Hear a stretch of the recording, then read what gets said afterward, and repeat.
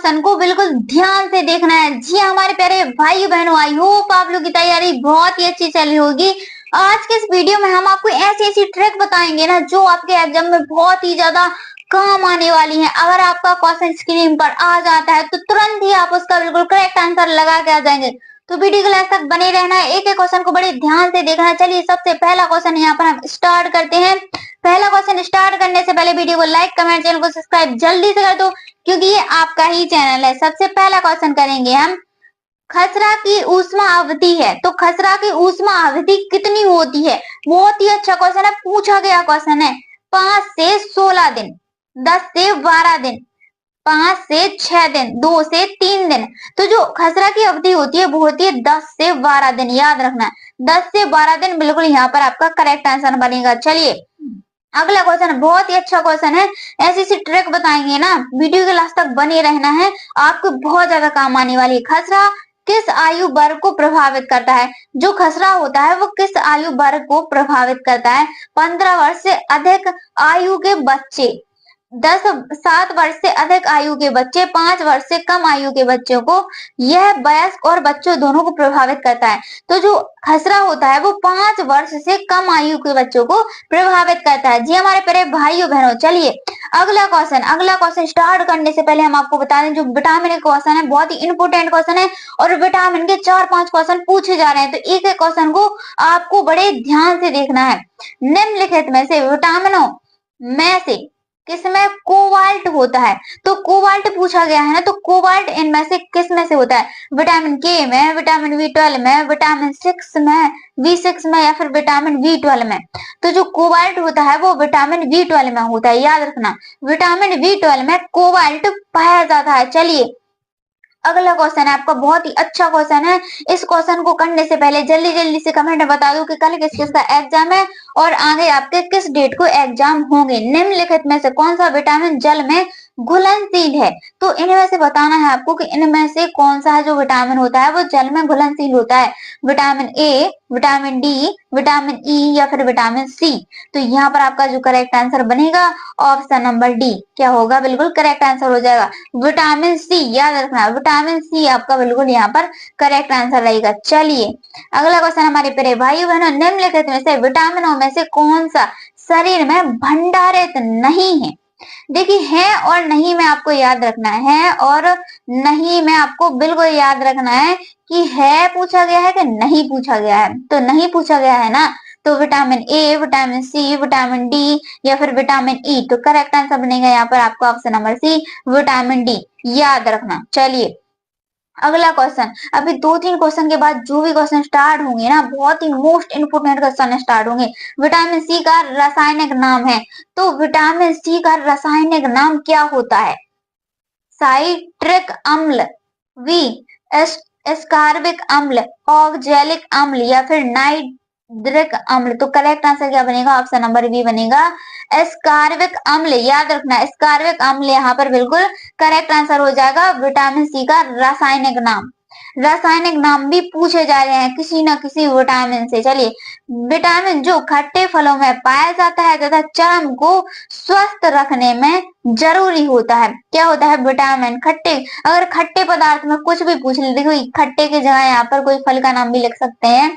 फल का नाम जैसे कि संतरा या फिर आंवला, ऐसे जो खट्टे फल होते हैं वो भी लिख सकते हैं। तो आपको पता अगर जब भी खट्टे फलों की बात आए ना तो आपको विटामिन सी लगा के आना है। क्या लगा के आना है, विटामिन सी लगा के आना है। चलिए अगला क्वेश्चन हमारे प्यारे भाइयों बहनों जिन्होंने वीडियो को लाइक नहीं किया जल्दी से वीडियो को लाइक करते जाओ। विटामिन निम्नलिखित में से कौन सा एक विटामिन ए का प्रचुरतम स्रोत है। तो इनमें से प्रचुरतम एक स्रोत कौन सा है, सेब, पपीता, अमरूद या फिर आम।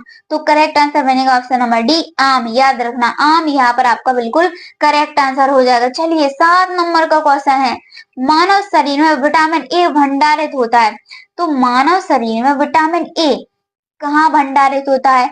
ए यकृत में, बी त्वचा में, सी फुसफुस में, डी या फिर वृक्क में। तो करेक्ट आंसर क्या बनेगा, ए बन जाएगा।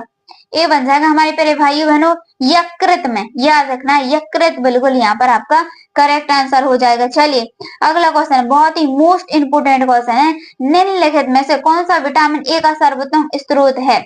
अब देखिए है पूछा गया है, स्रोत है, तो गाजर, वैगन, नींबू, चावल, या फिर यहाँ पर करेक्ट आंसर बता देना है ऑप्शन नंबर ए गाजर। याद रखना गाजर। चलिए आपका अगला क्वेश्चन है, निम्नलिखित में से किसे रक्षात्मक पदार्थ कहा जाता है?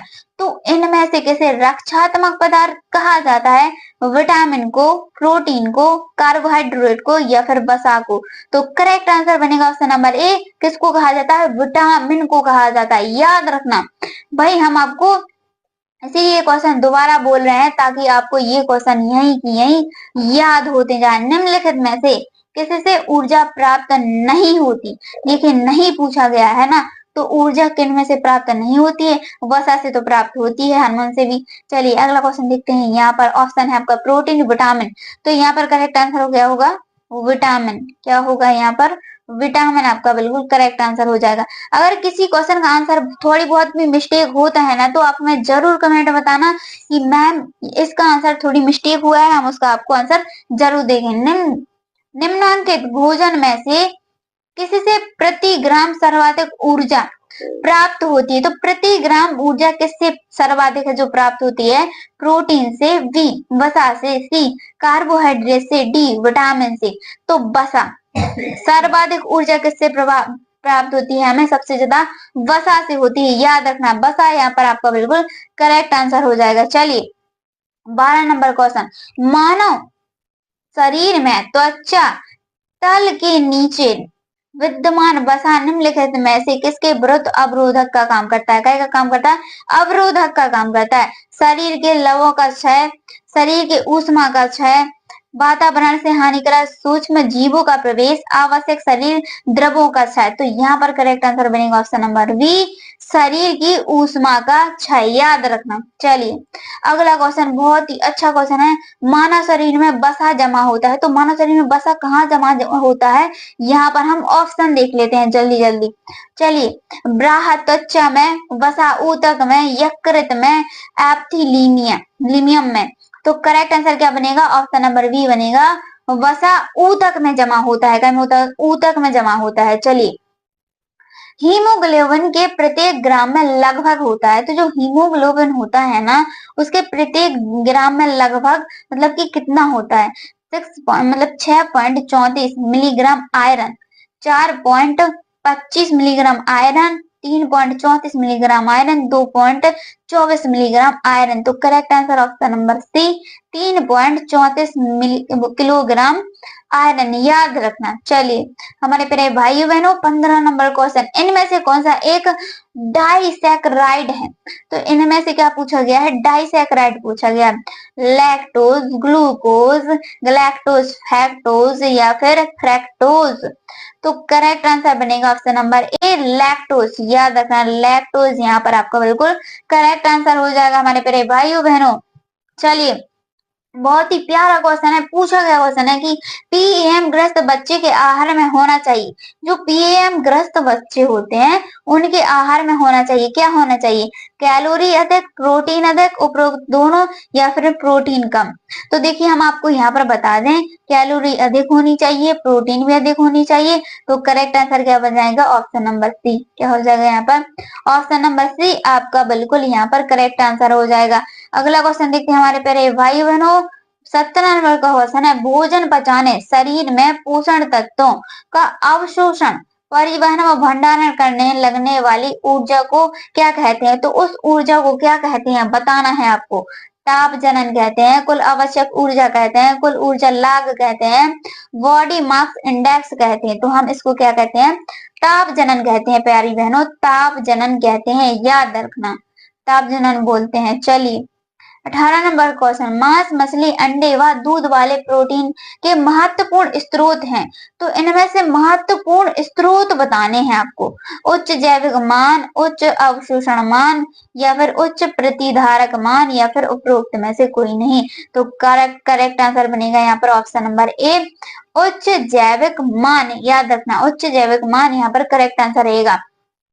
अभी 20 के बाद जो क्वेश्चन स्टार्ट होंगे ना प्यारे भाई बहनों, उन्हीं में ट्रिक चलेंगी आपकी, बहुत ही जो समझ पर आधारित वाले ट्रिक चलेंगी ना उन्हीं से चलेंगी। चलिए अगला क्वेश्चन, प्रोटीन, वसा, कार्बोहाइड्रेट को कभी कभी कहा जाता है, मतलब कि कभी कभी क्या कहा जाता है, यह पूछा गया है।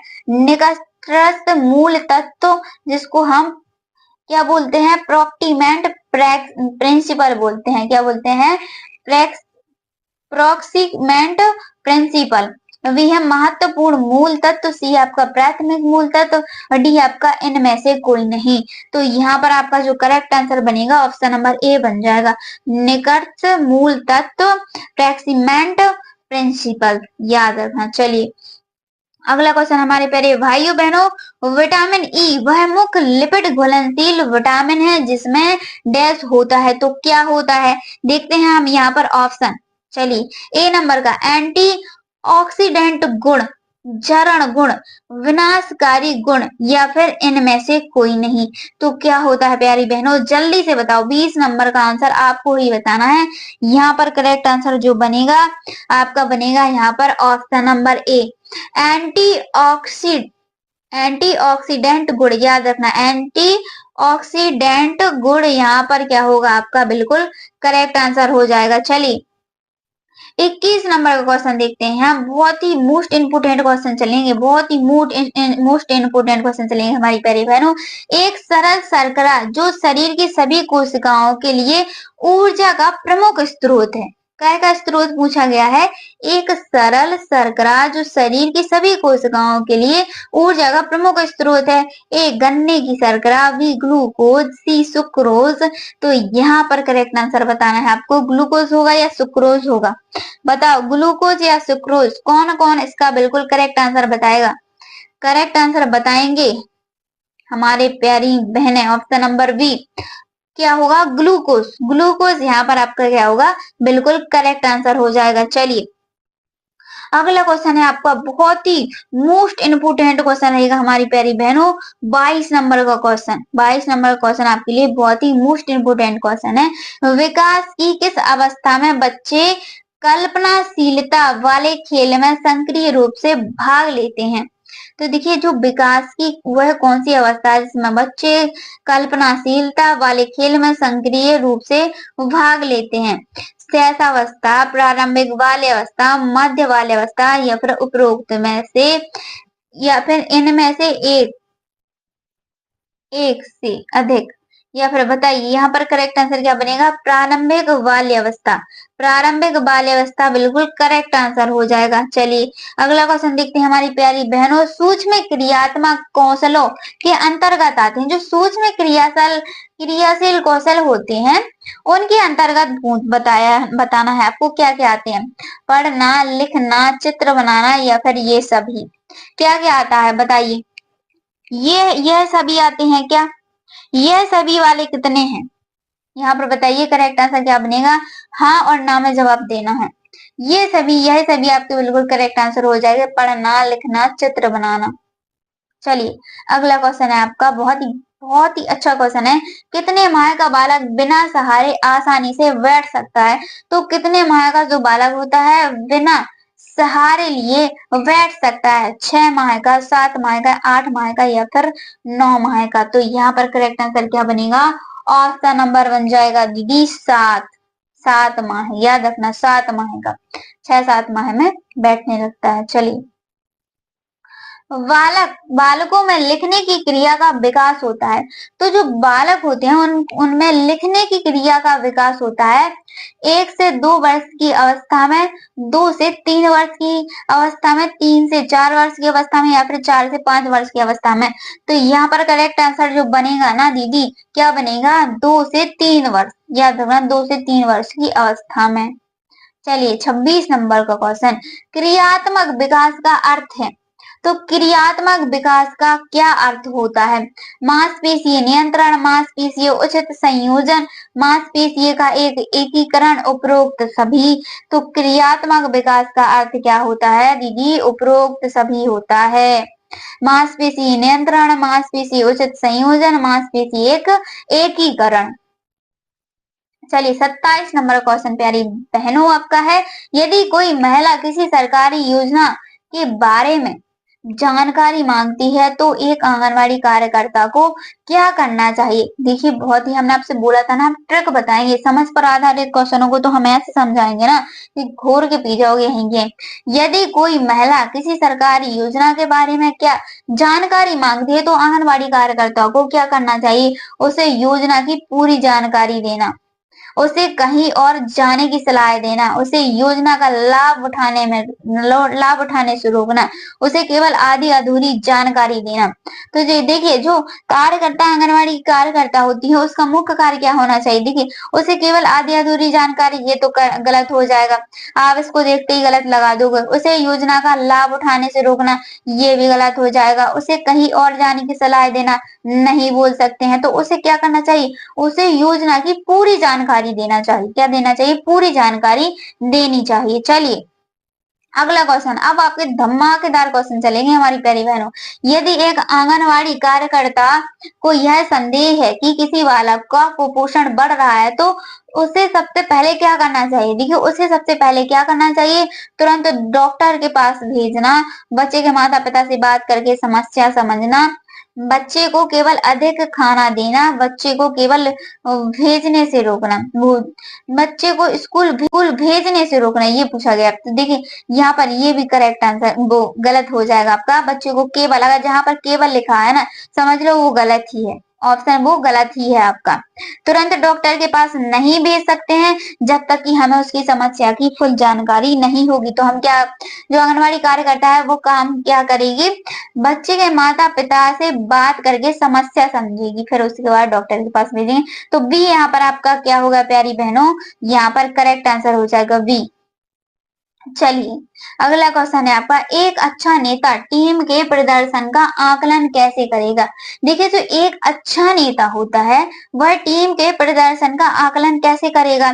केवल लक्ष्य प्राप्त करने के आधार पर, व्यक्तिगत और सामूहिक विकास को ध्यान में रखकर, केवल उच्च प्रबंधक की रिपोर्ट के आधार पर, केवल अनुशासन और समय पर अनुपस्थित के आधार पर। देखिए यहाँ पर ये जहां पर केवल लिखा है ना समझ लो गलत, केवल लिखा है ना गलत, केवल लिखा है समझ लो गलत। तो correct answer option number B, व्यक्तिगत और सामूहिक विकास को ध्यान में रखकर, याद रखना। चलिए अगला क्वेश्चन है आपका, बहुत ही अच्छा क्वेश्चन है। एक टीम के टकराव की उपस्थिति उत्पन्न होने पर एक प्रभावी नेता को क्या करना चाहिए? क्या करना चाहिए? सभी की बात सुनकर निष्पक्ष समाधान करना, निकालना, किसी एक पक्ष का समर्थन करना।